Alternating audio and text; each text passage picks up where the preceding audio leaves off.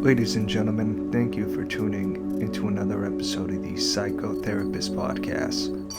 I am your psycho host, Malcolm Clancy, and as always, I'll be speaking with my co-host / therapist, Dr. Bob.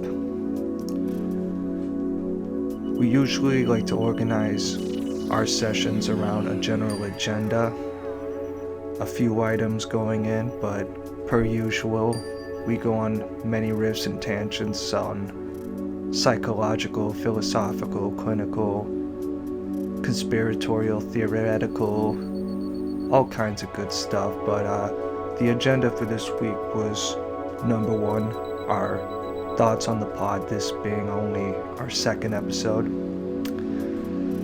our vision going forward, etc. Number two is, I'm ashamed to admit it, but CNN made me cry. It made me cry like a abandoned puppy left out in this freezing cold winter. I have to record this outside, by the way, in 30-degree weather because it's the most quiet I can get to record these goddamn intros. We'll have a surprise guest from the Demon Clan on this episode. That'll be a treat. And agenda item 3, although this diverges into a multivariate conversation on the nature of psychopaths and violence, etc. Item number 3 for me was video games, being an addiction, being a bit of a problem. You know, it's not a good look to realize, oh geez, every hour that I wasn't working or being a person, I was in my little bubble, conquering Persia and China as the Genghis Khan. Alright, anyway, so yeah, we get into a lot of good stuff, so we'll get you a quick word from our sponsors to bounce into the show, yo. Today's show is brought to you by Velocity Dance Company.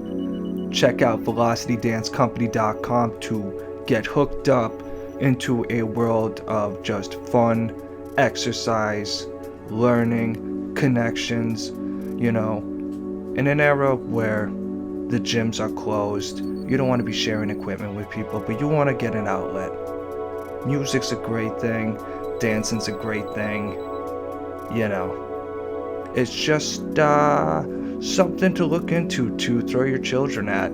They host birthday parties, dance programs for adults and kids, so if you've got some brats that you need to silence, some angsty teenagers that need to feel beautiful, or whatever. Or if you just like dancing, learn hip-hop, learn salsa, or dance like the Malcolm Moore song. And we danced, and we cried, and we laughed, and had a really, really, really good time. You know, and just a little thing that I like to dance to, personally. It's a song that I'm just gonna play a few seconds of just because it comes up early in the podcast and I think it's pretty lit. Just imagine me in a leotard. Oh, and once again, Velocity Dance Company. Check them out, yo. Practically the theme song to our fucking show, but I think it's licensed.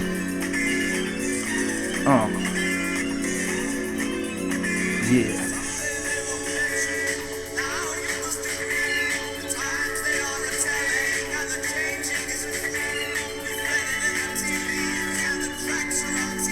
Damn right. Oh, imaginative.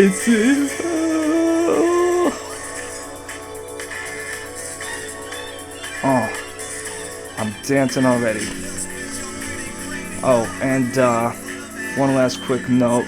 These are actual real psychotherapy sessions. There are some things I have to censor, unfortunately, so if you hear a little, just Understand that it's nothing personal, but it's just none of your business. Enjoy. So we're on the clock. Yep, how are you doing today? Doing okay. Doing okay. I had this David Bowie song in my head. I just can't. It's like an earworm. I'm Afraid of Americans. No. 1984. Nice. The great song. Very prophetic when it came out, but for some reason I woke up with it, and I must have heard it yesterday. It's just been pounding away in my head. And I'm thinking, how prophetic. Yeah, I haven't actually heard that Bowie song. I'm guessing it's based off the Orwell novel. Yeah, oh yeah, definitely. Yep. Word. Yep. Yeah, check it out. You'll like it. Yeah. So, I take it you listened to our last pod? Yeah, I liked it a lot. And I sent it out to a few my kids who are in your demographic, basically, and the two who listened to it liked it a lot too. Awesome. Let's start building that audience. Yeah. I only showed a couple people. The one I showed you that liked it, and I'm waiting to hear back from Tori. Okay. Great. What did you think?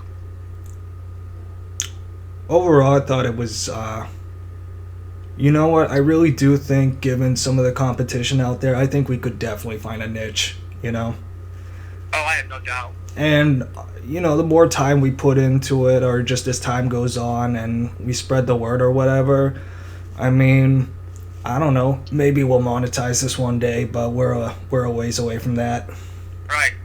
I thought your introduction was great and really set the stage, you know, using the internal process of a therapy session where we talk about a number of things and go off on some tangents, but always kind of come back to the clinical issues. And I think that works really well.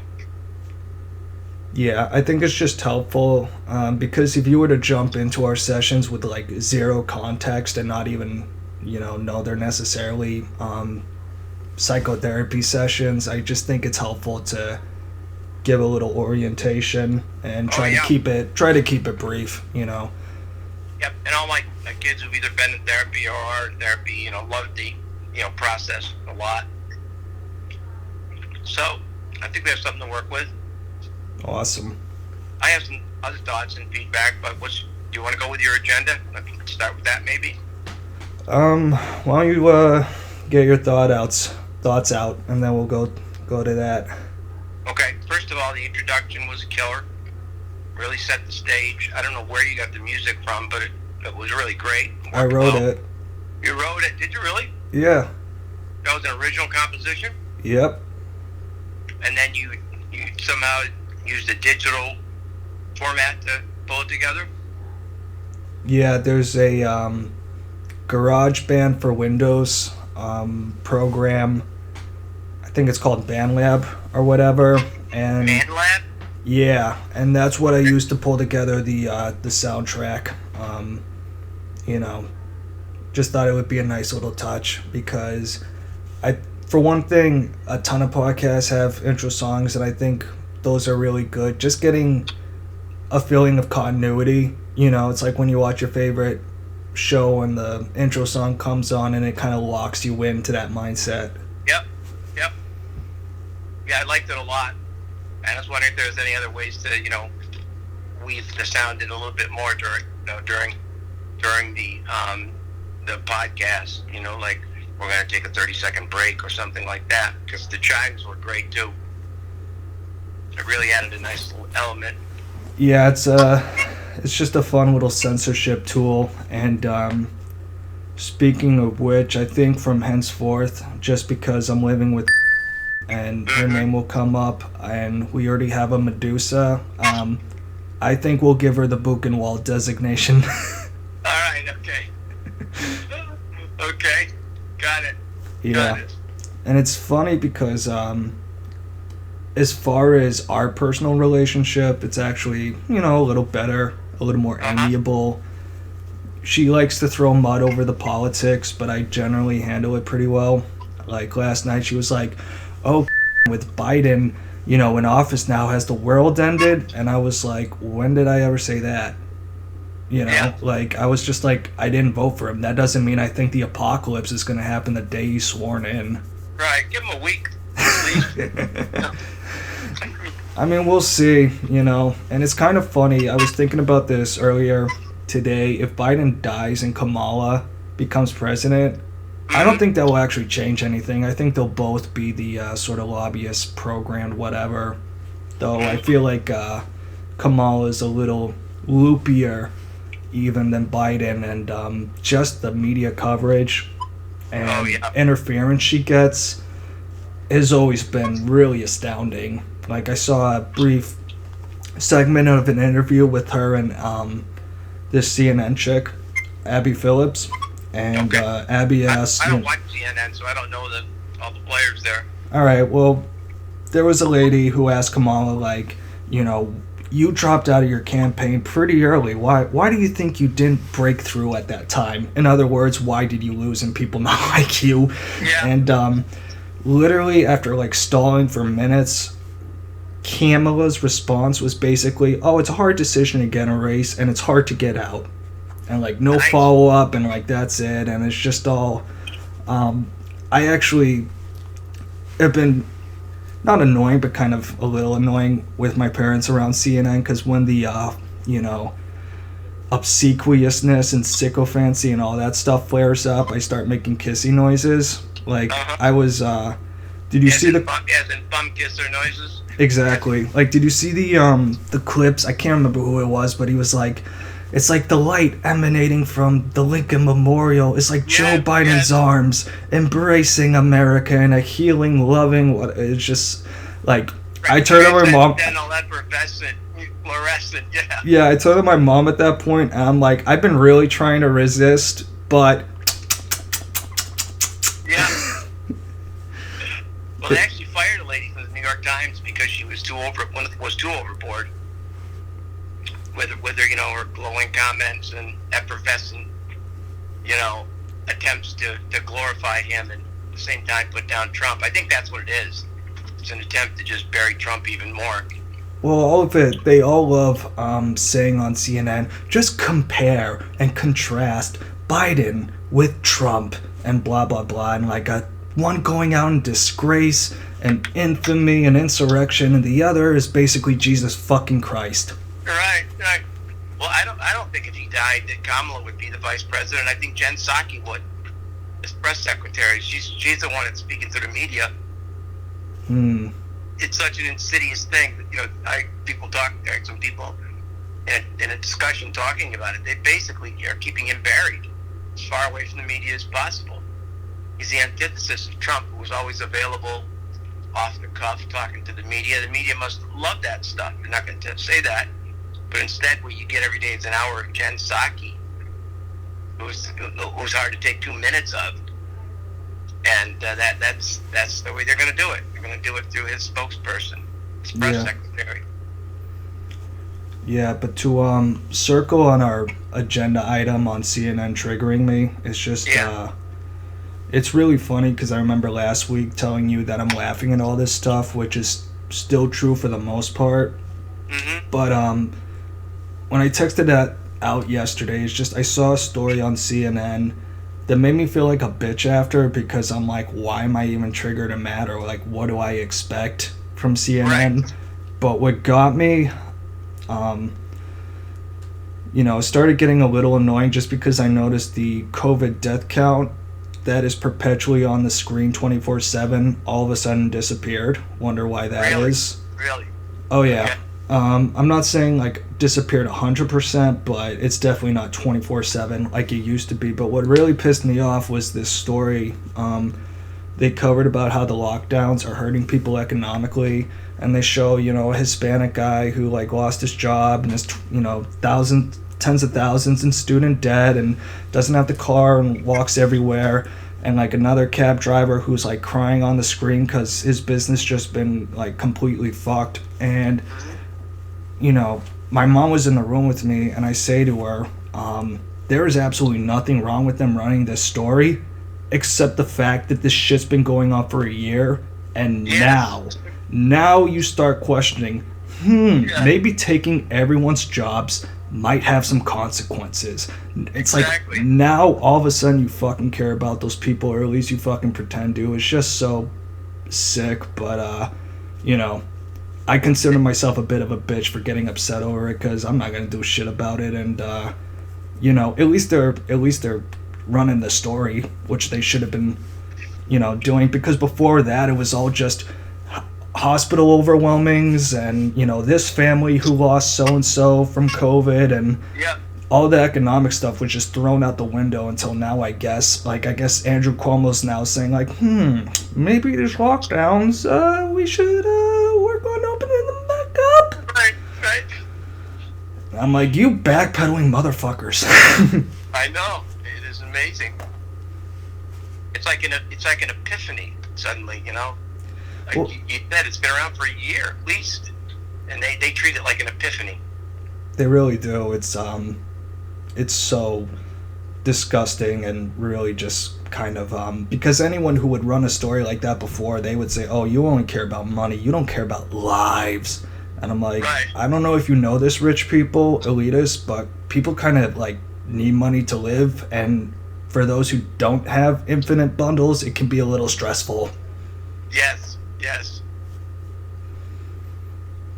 Yeah. And not all white people are rich. You know, that's the other thing that somebody needs to say. Bob, I gotta stop you. Why are you spreading misinformation? Yeah. I thought it was time, you know. Yeah. No, I mean, that's the other thing. Like, I was listening to Tim Pool, and they were talking about how really since the Obama years, it's just been or maybe even before, the Democrat Party is like, hey, we're for everyone except white men, straight white Right. men. Right. Those guys are all privileged and rich, and it's like, I don't think any of you have been to a trailer park in Appalachia or whatever. Exactly. Travel through the hills of Pennsylvania sometime. Take a look around. You'd be shocked what you see. I mean, you in places closer, New Hampshire, places like that, you can go through some little areas and you'll see, you know, mini Appalachias, basically. Yeah. But yeah, to these folks, it's like you know, a spiritual awakening. But I'm glad that some of the people who have some credibility left are actually saying this is just too much. They need to back off because it is so phony and so transparent to see what they're doing that it's just disgusting. Well, that was cathartic. Yeah, exactly. I'm trying Yeah. to think. If I wrote down your agenda, I was trying to think of the CNN trigger. My answer is just, you know, don't watch them. I can't watch CNN. I got two. I'm ready to explode when I watch it.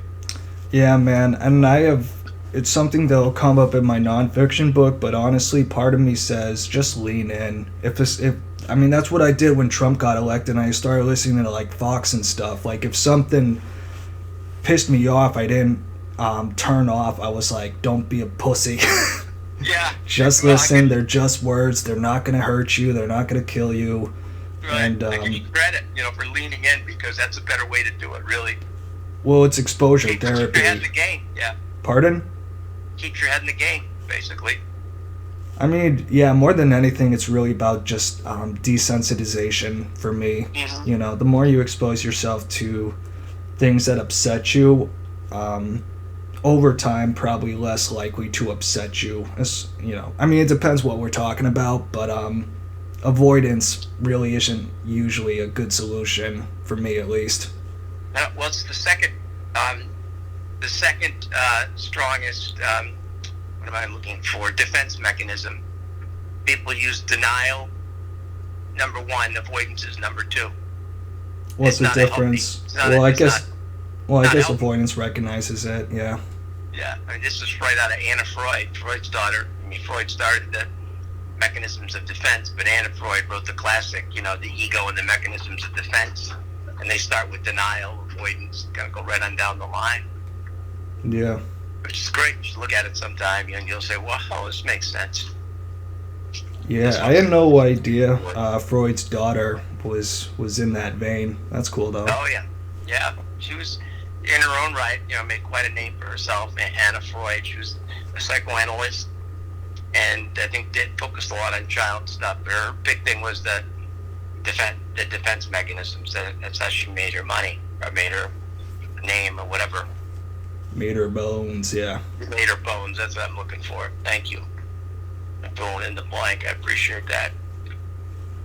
Yeah. So, anything you would like to add to our CNN agenda item, or you want to move on? No. I mean, I was thinking while you were talking about something about CNN last night, I saw a great interview with Tulsi Gabbard on Fox. She was great. It was a long interview, and afterwards, the commentator said, why aren't you president? Why is he president and not you? And she gave a very intelligent response, sort of like, I don't agree with everything, I don't play the game, and if I have something to stand up for, like, bring the troops home, I'm going to stick with it. And I didn't get along with everyone, and yeah, I really like her. I really think that something happened. Somebody missed the boat on that one. Yeah, I think, personally, I would have definitely taken her over Biden at the very least. But, it doesn't matter that she's a veteran woman of color. She doesn't like bombing the shit out of third world countries for nothing but enriching rich people. So I guess she's a traitor and basically a right-wing sympathizer.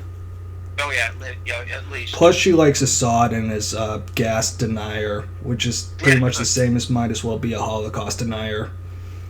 Yeah, I can't believe that by the stroke of a pen, Biden took away 10,000 high-paying jobs, pissed off the Canadians, and will cost us more in heating oil and gasoline by closing the pipeline. I was hearing just a little bit about that this morning, but I don't know much about it. What's the deal with that? Are there any good sources out there? That's one of the promises when he, his platform promises when he caved to the far left in the party, the ACOAs or whatever the hell she is, and basically, said that he would, yes, everything had to be, green oriented. The pipeline had to go. I mean, not one person in the world has talked about the pipeline causing a single problem or issue. Every engineer who's looked at it supported it. Anybody with a brain said it helped us to achieve energy independence. But, Trump supported it, so it's got to go. And the answer from that Mayor Pete, was just idiotic. They said, how are you going to replace those 10,000 jobs? And he said, we will. There will be other jobs. Don't worry. We're Democrats. We'll get it done. Okay. We're Democrats. We can walk and chew gum at the same time. Yeah. I hate that phrase so much. I know. Yeah. But Canada was really pissed off. I mean, they said, what are you doing? Literally. Yeah, and my mind's shifted a little bit over like green and energy and that whole issue just because, for example, with America during Obama years and continued in the Trump years, as far as exporting, domestic oil and stuff really exploded. And, on one hand, that's bad for the environment, but so is invading other countries for oil. I mean, if there's one thing that's terrible for the environment, it's going to be war. Yep. Like, yes. More than anything. Because you're talking about so much fire and dust particles and destruction and contaminated wells and air and just everything. And the energy czar is John Kerry. The biggest bum kisser to ever hold office. I don't know enough about him to comment, but what makes you say that? Because he's always been a bum kisser. Just always has, always will be. Always was and always will be. Word. Probably, they talk about building your resume. Wow, he told some whoppers when he was running for office about his war background, and some of the stories he was telling, weren't true at all. And a lot of people corroborated them. A lot of people that he was in the war, and I should say in combat. I don't know how much he was actually in war, but he told some pretty good tales. But he's the energy. He's the energy czar. That puts him back in action. Yeah, man. I really don't appreciate making up war stories, because as far as I'm concerned, I don't automatically say to every person who's been in the military, thank you for your service necessarily, because some people, for every guy in combat or whatever, there's like 10 people behind him just to keep him in the field or whatever. Right. But, it's kind of interesting. I remember hearing Dan Carlin talk about World War II and how wars kind of changed from, the old days where most of the time you were marching and kind of bored or whatever, and then there was the big day of the battle, where all the horror came out. Whereas with more modern warfare, it's more like, your job might be just delivering mail in the mailroom, but that mailroom might just happen to get bombed. So you're kind of always at a low, right. level of danger. But if you're in Vietnam, like, why do you need to make up? I don't know what his stories were, but why do you need to make shit up, bro? It's like, that right there, you look better than Trump with the, bone spurts or whatever. Right, exactly. Good one. Not that I wouldn't have touched the draft myself. Like, it's hard to put myself, 50 years ago when I'm 30, but like, or 60 at this point, but, yeah, man, I could totally see myself just not supporting that shit and being like, fuck this, I'm going to college. Oh, I know. I can remember what it was like when they had the draft, and we would have these draft parties. Everybody would be sitting around in a dorm room, and the numbers would come up, and some people would go, "Yay!" Others would go, "Oh no!" Yeah. Talk about traumatic. What a way to ruin a party, Yeah. Jesus, I just got number 3. Fuck, man. But your agenda had the CNN thing. Do you think you have that in control, or as much as you can? Yeah, I just wanted to get it out of my system. Good, I'm glad you did. And, it'll still be on all the time, and it'll still be entertainment for me, but, the fact it was triggering was kind of the exception rather than the rule, so I thought I would feel better talking about it. Good, I wondered why it was triggering you. What part of it? Probably all of it. I mean, it's like a few little things in that big story I told you about, the, people getting fucked by lockdowns, and, they're not white, so I guess we care then. Right. Yeah, I heard that Cuomo was softening his stance on that. Oh, yeah. Yeah. Meanwhile, the guy down in Florida kept everything open, and, didn't have higher numbers than any other state. Yeah, I haven't read it yet, but I heard, and I'm planning to. I heard about recently a Stanford University study that basically said there's no like I said, I haven't read the studies and I haven't really done deep dives into all these things because honestly, my assumption pretty early on was that we wouldn't really know definitively for a long time anyway, because it's a lot easier to assess things in hindsight. But the study, from what I understand, basically said there's no evidence saying the lockdowns are that much helpful, compared to anything else. And it's just really a mind-blowing fucking thing, because if this study came out to everyone, I mean, this is the kind of thing that demands almost a revolutionary backlash, I would think so. That you took all our jobs for these lockdowns, that you don't even obey the fucking rules yourselves, so, like, why should we? That's one point, a big point. And just, it's always been baffling to me that we have to close down all the mom and pop shops, but we can all go to Walmart and whatever. Like, the big corporations are all still fucking open, basically, at least around here. Yeah, all over. Yeah, and then I think the other thing that really sort of, I won't say triggered me, but really was a shock, was suddenly seeing Fauci elevated to the highest of highs by Biden, when Biden named him his health secretary, number one in the health, whatever they call the title is, and to see him on TV, you're basically throwing dirt at Trump. And two things. One is he shouldn't be talking politics. He's a guy who says it should all be about science. Yeah. And he screwed it up so much talked out of both sides of his mouth. We shouldn't wear masks. We should wear masks. He went back and forth so many times. Yeah, and I thought, I figured he would get to Trump at some point because he was just wielding too much power and authority.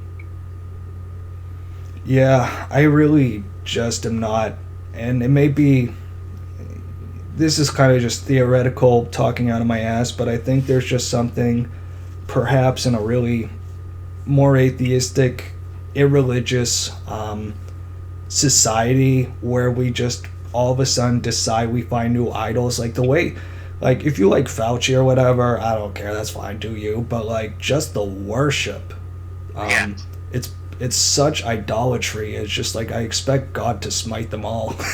Right.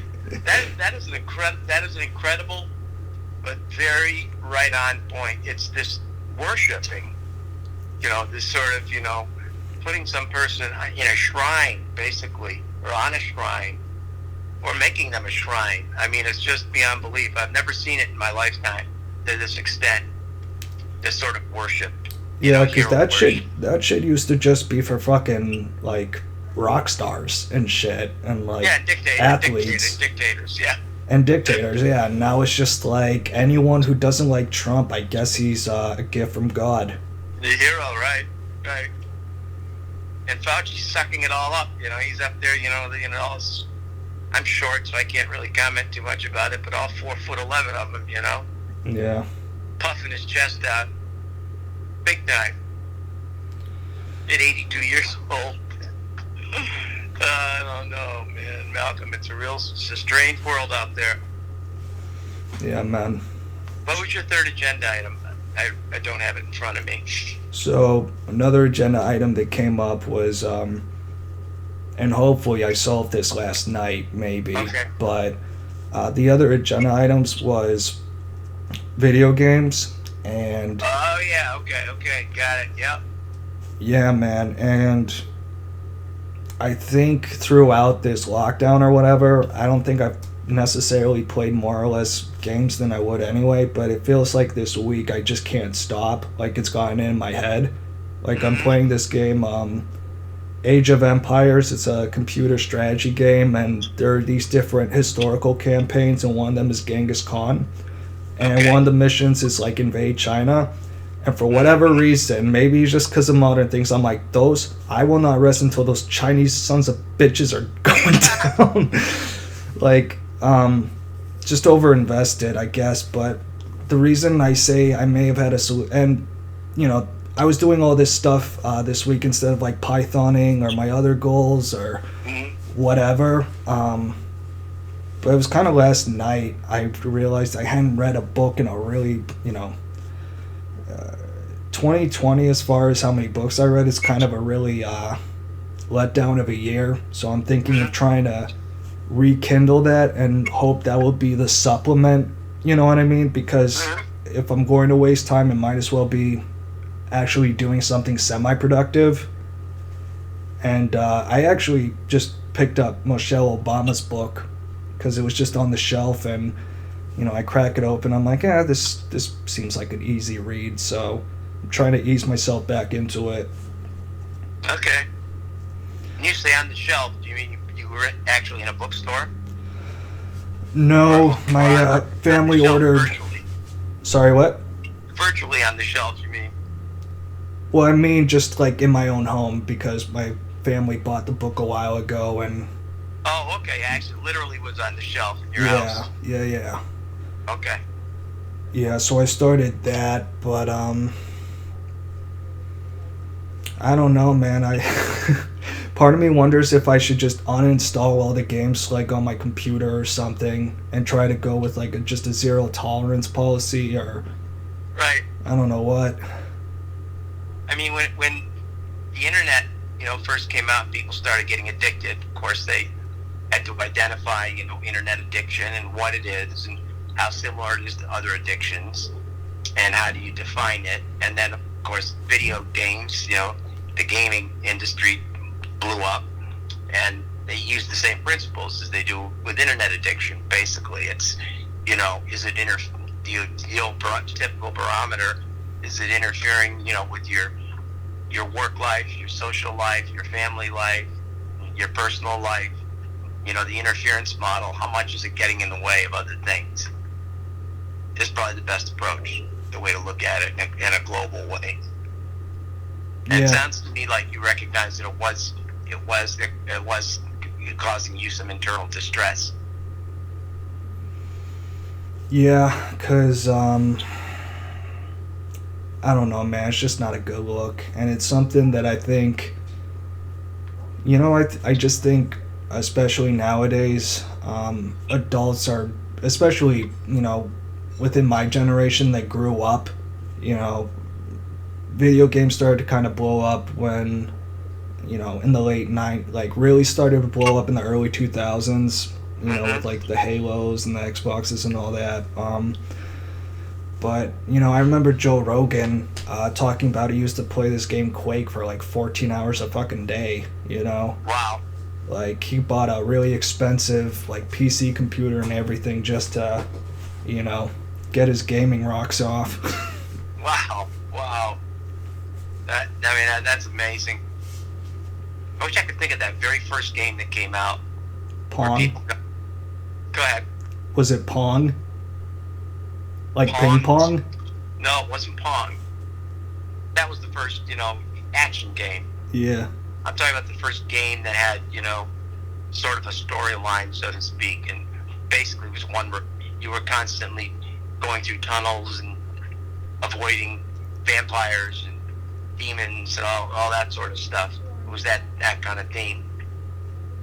Yeah, it sounds like a few games not ringing any bells. Yeah, no, it was a challenging game, and people were very addicted to it. The real gamers, the early gamers, because it was the first. Was it Castlevania? No, but that's familiar. I'll think of it. I might even have it around here somewhere. Were you ever a gamer? No. Yeah.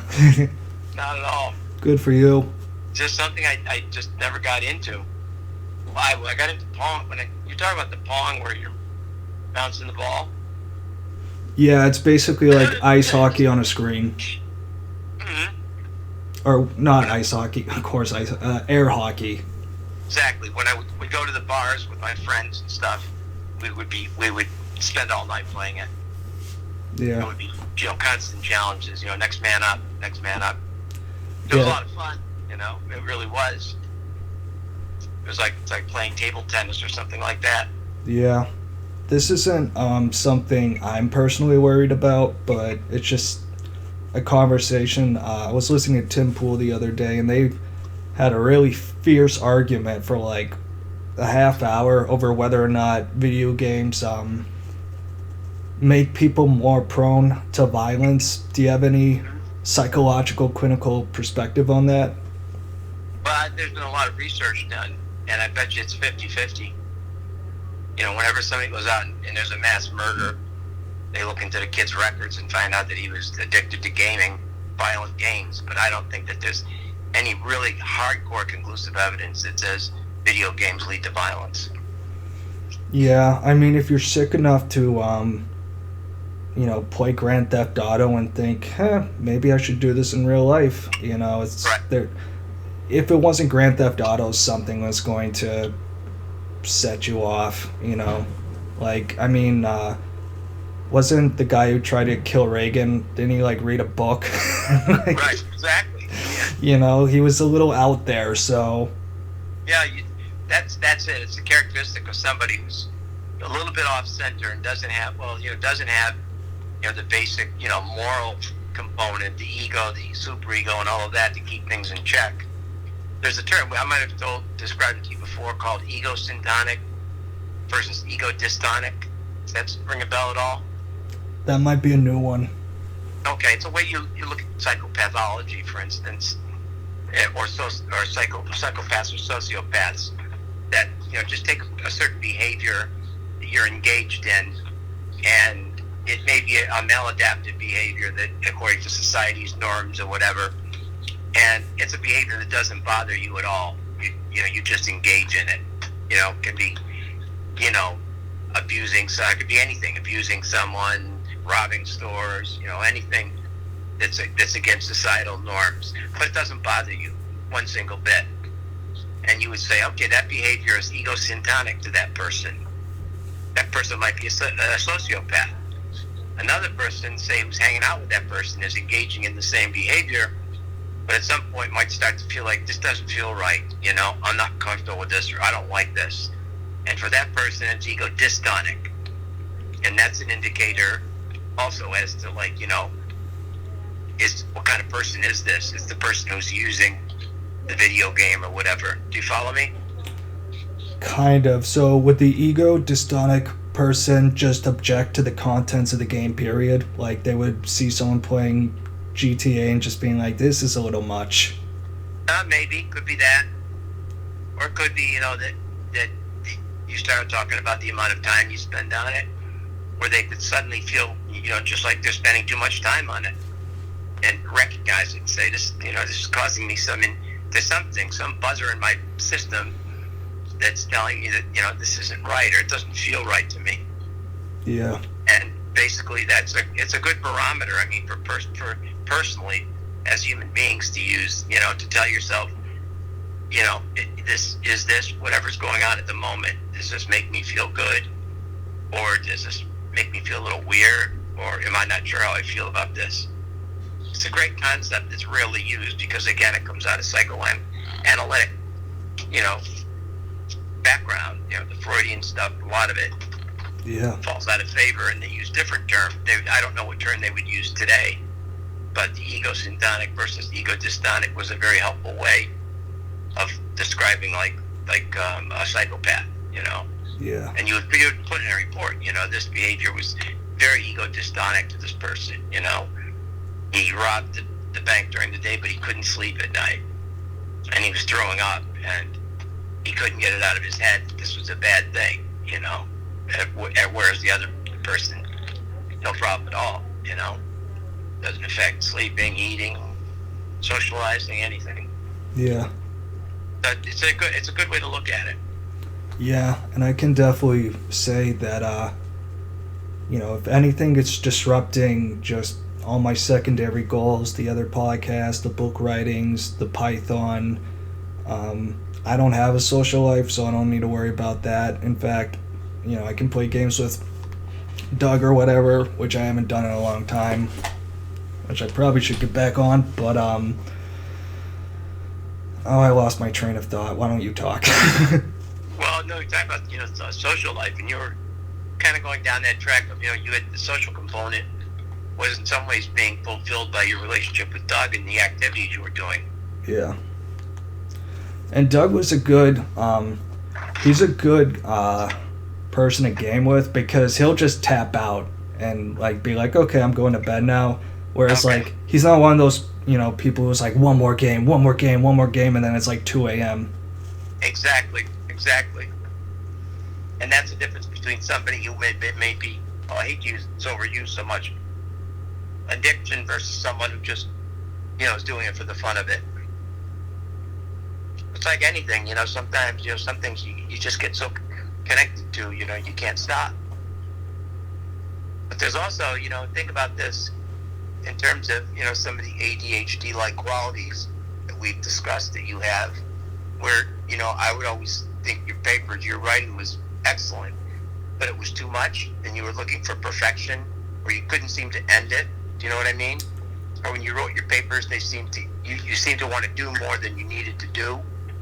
Which papers are we talking about? Because I feel like I definitely had that perfectionist standard for a long time, but I have definitely been easing off on myself. Even just composing that intro track thing, I did what I did, and I just kind of said to myself, good enough. But I know the neuroticism within me was I could spend another 20 hours trying to perfect this, right. But it's just not really worth the time. What I'm getting at, Sorry, what? That's what I'm getting at. Yeah. I mean, you're doing it as far as you're doing something productive when it happens, but I mean that for the ADHD kid who can't stop an activity, it's time to stop. It's time to stop. No, I can't stop. I'm not done yet. I can't stop. No, I'm not done yet. And, Yeah. I remember your papers, I thought they were great. And, it was always like you felt like you needed to put more in, Yeah, I'm definitely past Asian Tiger Mom standards. Okay. Well, that brings me to one of my comments about our podcast. If you look at the time frame of a therapy sessions were initially identified as 50 minutes. No one knows where or how that began. Some say it was Freud who established that, but there's no way of knowing the origins of that. So it was called the 50-minute hour. And then managed care companies came along, and somebody did a ton of research and said, no, it only needs to be 45 minutes. You should keep it to 45 minutes. The idea being, if you go any further than that, you're not getting anything done, and it can be counterproductive. Now, the standard for family therapy and couples therapy was 45 minutes. Now, I was never a clock watcher, as you know, and when I engage with people like you, I get quite involved in it. So I don't watch the clock. I run well over an hour sometimes, and it's not an issue so much with in individual therapy. But what I'm getting at is maybe we should do the podcast along the lines of a time limit, more like the 50-minute hour, and I'll watch it and say, okay, it's 50. We're going to do this 50 minutes. Make it a time to start, a time to end. I don't know how you feel about that. Personally, I'm fine with them going as long. I mean, the thing is, we do go over sometimes, but I think we can safely say we stay around an hour per episode. Right. If we went like really just crazy and like 4-hour podcast, sometimes it's like, okay, that's not it's not a therapy session. I don't know what that is, but like, right. A lot of shows try to stick around like an hour, and I'm fine with that. What's the usual? I mean, what do most podcasts run from your experience? Really depends. I think a lot of the ones I listen to tend to be around an hour, but there are some. I read somewhere that like the prime time should be like 20 minutes because that's people's attention spans or whatever, but I'm kind of skeptical of that, just given Dan Carlin and Joe Rogan having 3-hour-long podcasts that are insanely popular, Right. Yeah, when you and I have sessions, I never, think that we've, that by going, an extra 10 minutes or whatever, we're not accomplishing something, because I feel like we are. We're engaged. There may be other, and it happens more like in couples or family therapy, where somebody feels like they didn't have a chance to get their point across, and it's time to end, and they go, well, but wait a minute, I need to go, I have to get this in, Yeah. And I've never been, the Freudian, the clock rings, the bell rings, we're done, next time. But, so I was really more or less thinking about the time of a typical podcast, but if it's about an hour then. I really didn't know. Yeah, I mean, to be honest, I could probably like Google it and then find out every podcast is like the vast majority are half hours, and I just miss them all. But Right.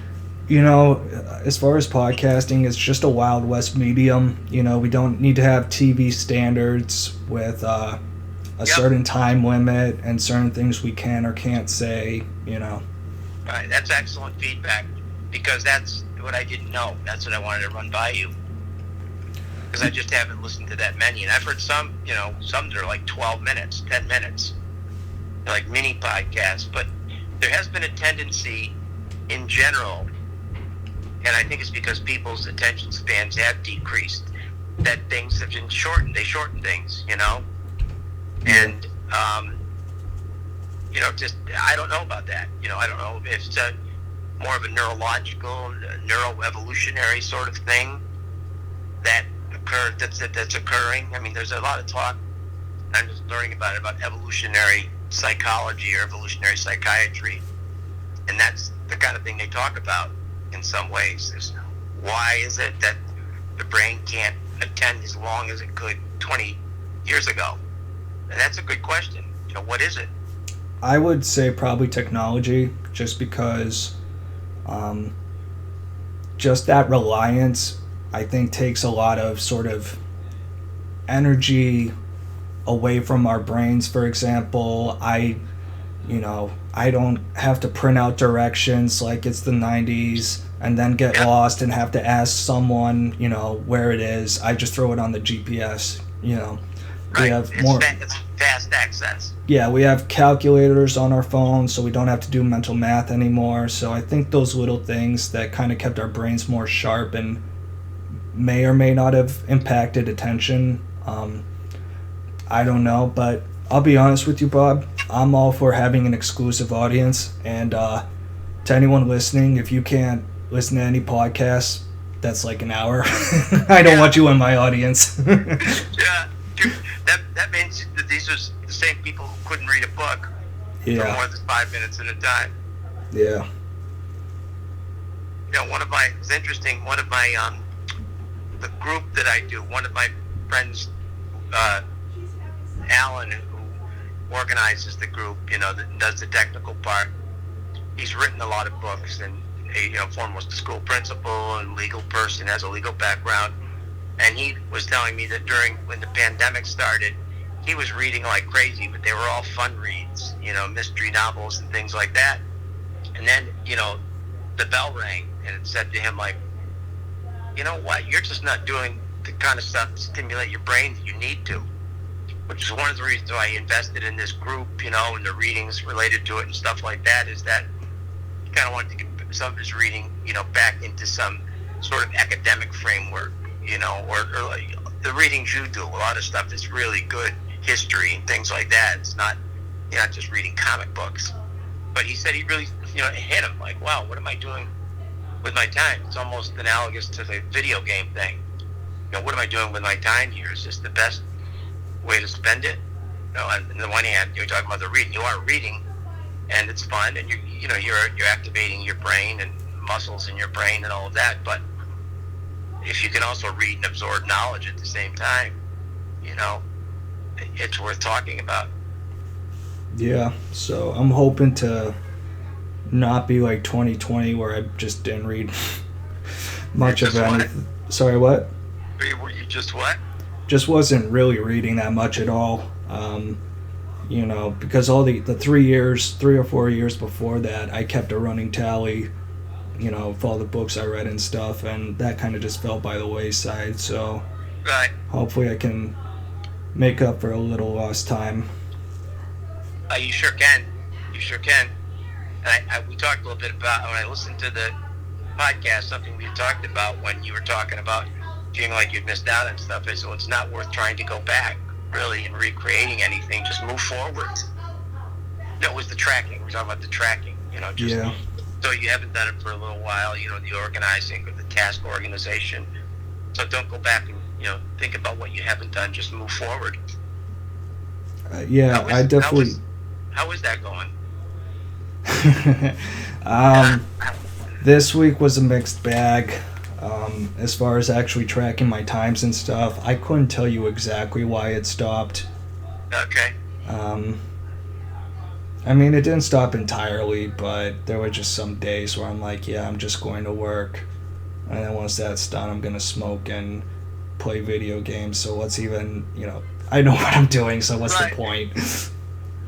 I was just, and I also spent a shit ton of time early this week, last weekend really, doing a few projects around the house. One of them was putting together a TV stand that had 30 pieces and 100 different nails and bolts and stuff, and that took forever. And then fucking putting together a bike machine, which is awesome, but that also took a long time. Some of those screws weren't going in quite right. Oh, wow. So that took a while. Yeah, I admire anyone who can do that, who has the patience to do it. Yeah, and I was getting impatient at certain points, because it's kind of hard, when you get to that point where you've been at it for hours and your hands and fingers are starting to hurt, and you're trying to screw in this tiny little nail that keeps falling out, and people are shouting all around you. It's like trying to put a house of cards together while there's a bull in the china shop next door. Right. Yep. one of the people who listened to the podcast asked me if the demons in your head were really demons in your head, and I said, yeah, they are, but they really are outside there, outside his bedroom. We're outside disturbing him. You know, what's funny is that I don't know if it's coming through on your end, and I don't have the headphones on, but they're performing upstairs right now. No, I can't hear them at all. Great. Performance time? No, I can. Yeah. Yes, I can. Oh man, what is the issue of the morning? Who knows? You know, but I mean, like I said, doing those projects have gotten me a lot of brownie points. So. Yeah. Well, you keep doing them then. Exactly, and you know, even my relationship with Buchenwald has gotten a little better. She's still fighting with, you know, my parents all the time, but I'm not gonna lie, I had a proud moment last night because you know, we were talking about politics and stuff, and at one point she literally just says, "What are you?" You know, because she's trying to pin me down as a, you know, neocon or a liberal or whatever, and I just told her I'm a nuanced thinker. That's it. Beautiful. You know, that'll be my response. I'm starting the nuance party. That's it. Don't try to pigeonhole me, really. You know. Yeah.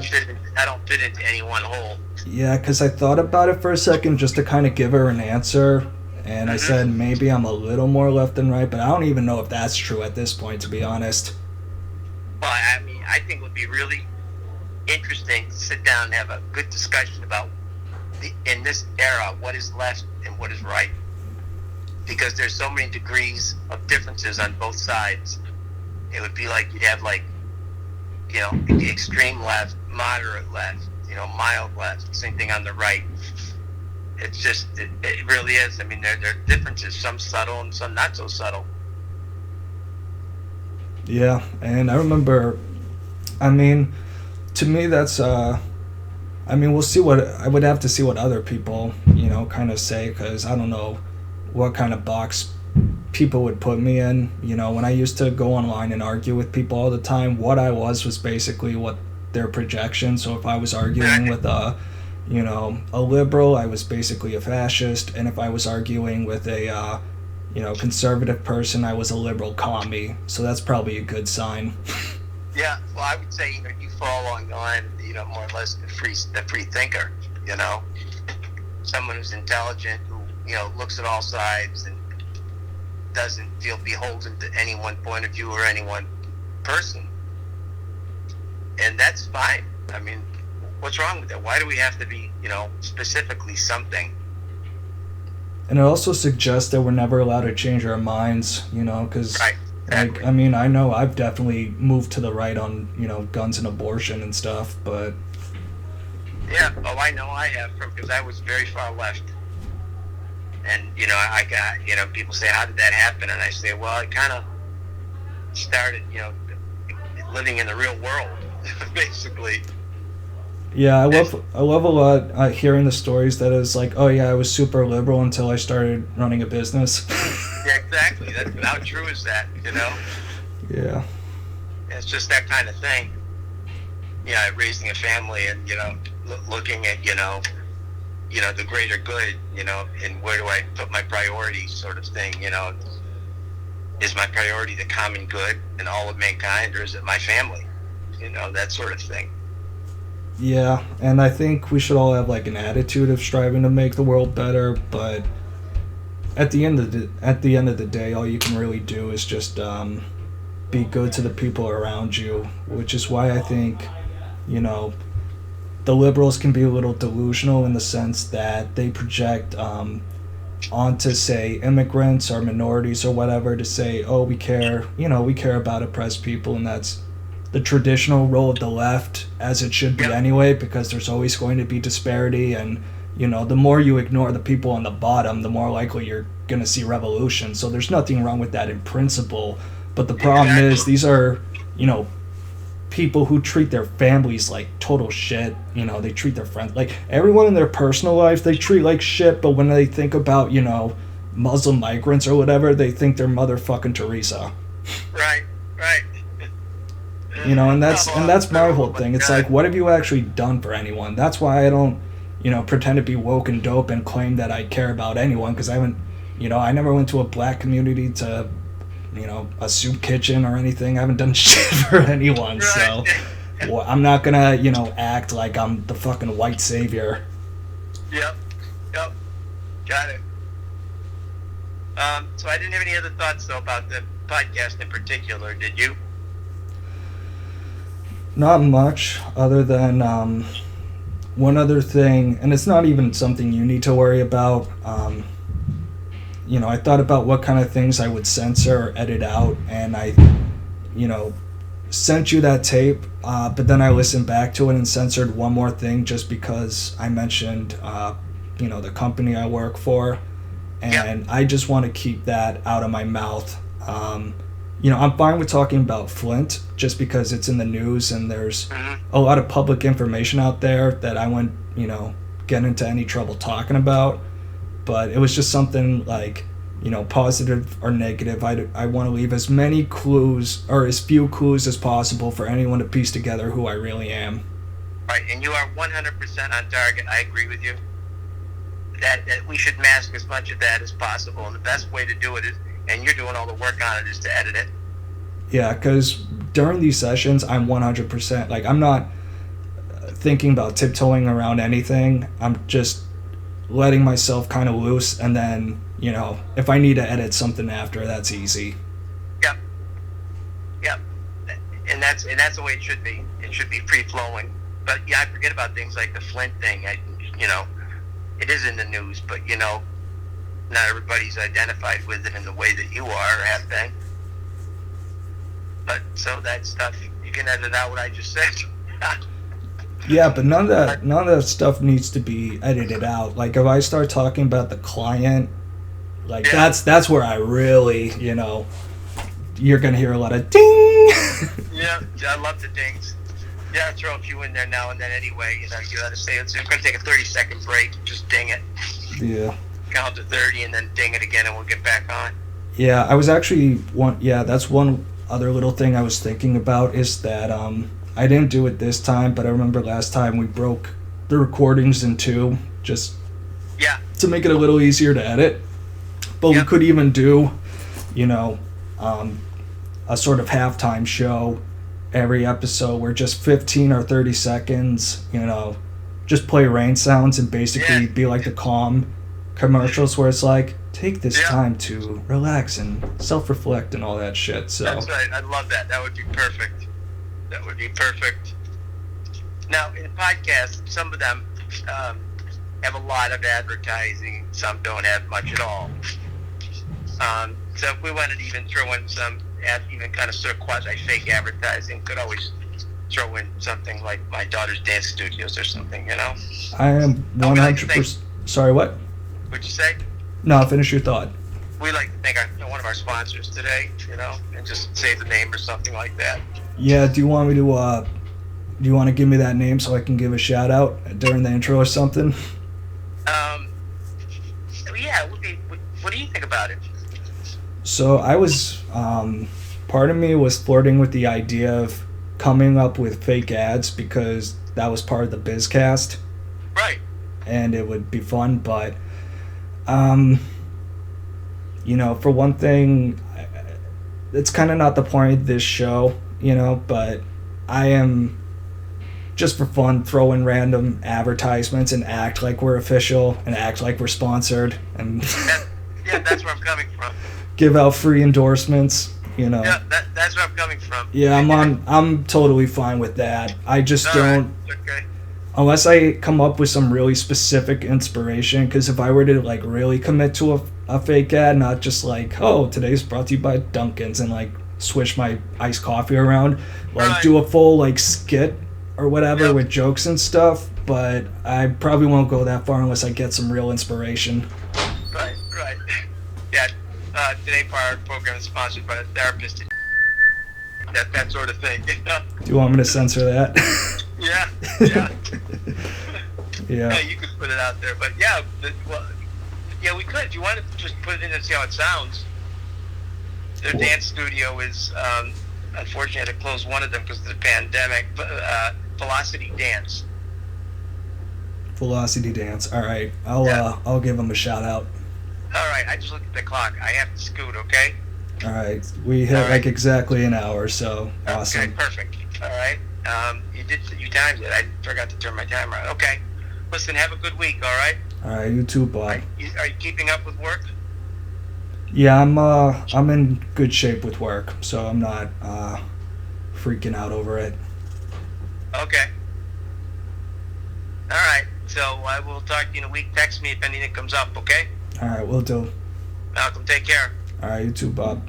Okay. Signing off. All right, peace out. Peace out. Bye.